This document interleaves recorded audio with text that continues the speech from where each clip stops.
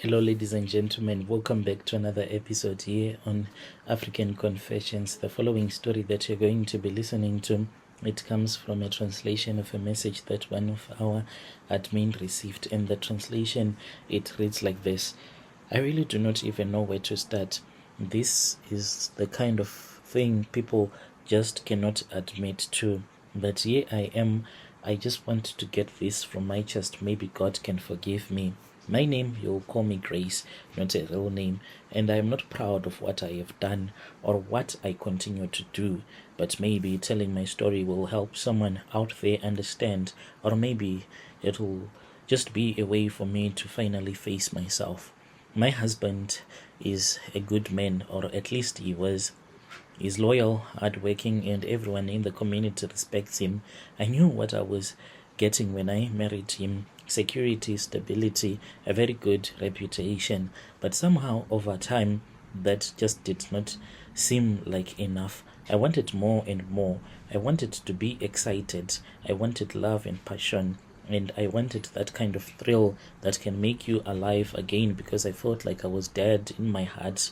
So I did something that I knew was wrong. I then cheated on my husband. It really started small, and I was flirting, and then there was this other guy that I used to speak with a lot. I convinced myself that it was not that serious, that I would never actually cross the line, but it did not take long before I did. And then once I did it, I could not stop. There was something that was so intoxicating about it, something that made me feel like I was escaping from the quiet, predictable life that I had built with my husband.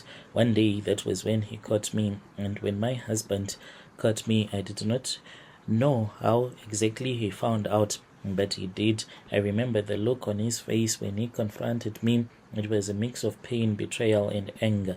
He did not yell, he did not shout, he just looked at me.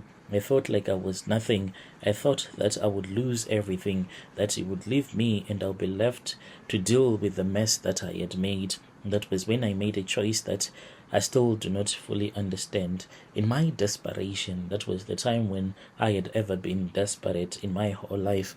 I went to a traditional healer, a woman. A lot of people, they knew her because of her juju charms, for her ability to get things straight when you are walking on a path that is crooked.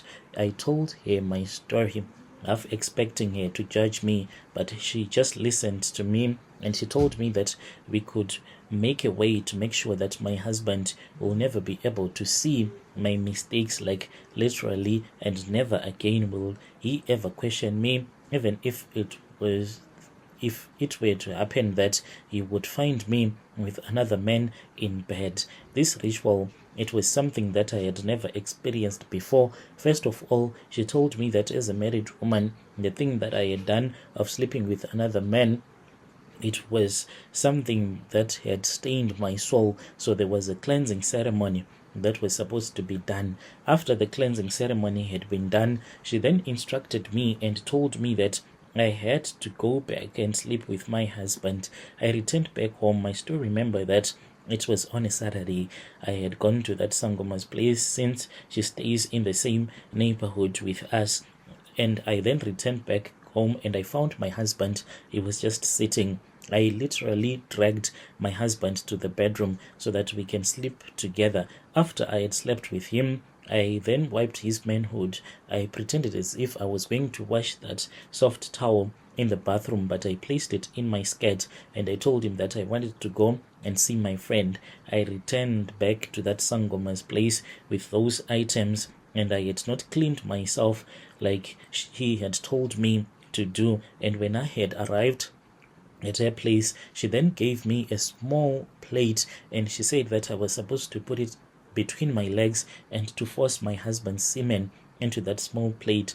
I forced whatever that could come out, and then I gave her that soft cloth that I had used to wipe his manhood. She then took the plate and mixed with some charms that I could not understand that seemed like okra, and then she told me that I needed to drink all of that.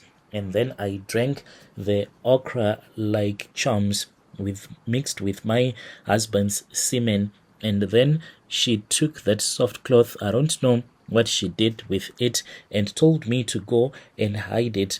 I had to hide it in a place, she said, where my husband was not supposed to see it for about 30 days, in a place where the sun will never touch it, in a very dark place. That was what I did.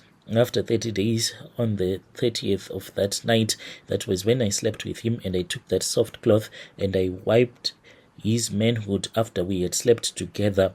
Mind you, I was on my period. I even had to lie to him that I was not on my period.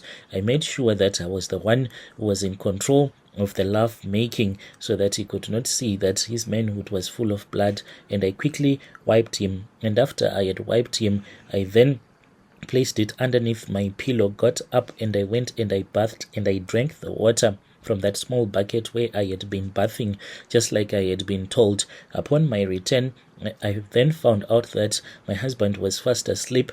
I waited for him. When he was snoring, that was when I took that soft cloth and I placed it on his face, on top of his nose. When he was about to suffocate, I quickly removed it and I threw it onto the floor. He got up, he was really shocked, and he was like, I had a dream. And I said, what was the dream about? And she was like, you were trying to kill me. And I pretended as if I did not even understand. Brother Nashi, that is what I did.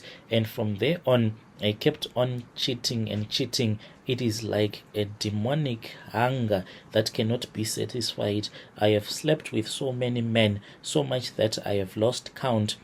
I have slept with men that I work with. I have slept with men from church. I have slept with strangers. I have slept with my neighbor's husband. I have been sleeping around even with some of my cousin brothers' friends. I have been sleeping with them, but still I cannot get satisfied.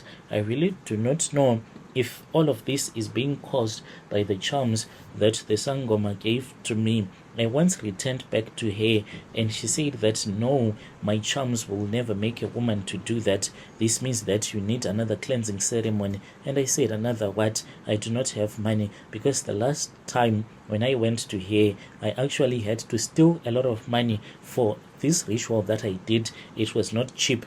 I did it for 12K, and I had to steal from my savings and from my husband's savings. Lately, things have not been so good for me and my husband, so much that every single cent right now in the house, it counts. So I cannot take money and go and give it to the Sangoma. I need help. If there are people who are willing to help me, please assist me. I am based here in Durban. Dear listeners, right there was a message that was sent to me by one of our admin who helped us with this translation. Strange things indeed they do happen in this world. Yo.